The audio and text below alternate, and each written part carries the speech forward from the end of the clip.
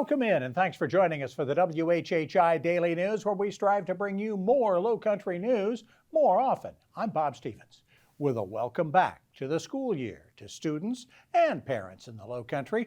The kids at Beaufort River Elementary and Hilton Head High School walking into buildings led by the county's Principals of the Year. Just named before school started, Constance Goodwine-Lewis, the Elementary Principal of the Year, proud of the community she is building within Broad River Elementary. Steve Shidrich is the Secondary Principal of the Year. He began his career here as a teacher at Hilton Head High and has moved up to principal over the last couple of years. Something interesting, and many will think positive as we begin the school year. South Carolina is ahead of most southeastern states by offering 6 weeks of parental leave for school district employees. Fewer than 20% of the nation's largest school districts offer paid parental leave. Georgia offers 3 weeks of paid leave. Alabama, Florida, and Mississippi all offer 12 weeks of unpaid leave. That's the federal minimum. North Carolina offers 8 weeks of paid leave. Minimum starting teacher pay has risen 41% in the last 5 years here in the Palmetto State. That has kept ahead of inflation. 6 years ago, starting teachers could be paid as low as $30,000 a year. Governor McMaster has a goal to raise that to $50,000 by 2026. A very quietly passed bill by the state legislature could come into play soon, now that school's underway.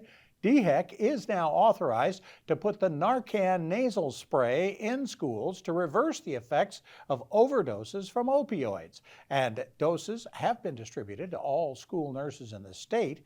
Even the old overdose numbers are scary. Over 2,100 South Carolinians died in 2021 of drug overdoses. Most of those were opioid related. The name Murdaugh cuts deeply into our court system these days. 2 of Alec's longtime buddies have been sentenced to multiple years in prison on federal crimes, and now a name we had only heard a couple of times during the whole saga, a man who says he's never met Murdaugh.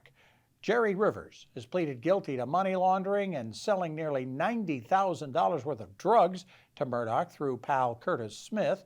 Rivers faces 5 to 20 years in the state prison after the plea before Judge Clifton Newman, the same judge who sentenced Murdaugh in his murder convictions. And realizing that his first discussion on how to deal with Bluffton's spike in car wrecks was on the evening of the first day of school, Bluffton Police Chief Joe Babkowitz has scheduled a second open discussion on Wednesday night, 6 o'clock, at the police station in Buckwalter Place. Bluffton is now averaging 4 wrecks a day, 1,400 a year, and has had 5 traffic deaths this year alone. Babkowitz believes distracted driving is causing most of the wrecks. He's looking for input on how to get drivers to pay better attention. For more details on these stories and other Lowcountry news, we invite you to visit the sources listed on your screen. Well, let's talk a little weather. We dodged the big storm that was out in the Pacific. We've got 4 of them lined up in the Atlantic. So far, so good through there. What's our forecast look like through the remainder of the week, Maria Soden?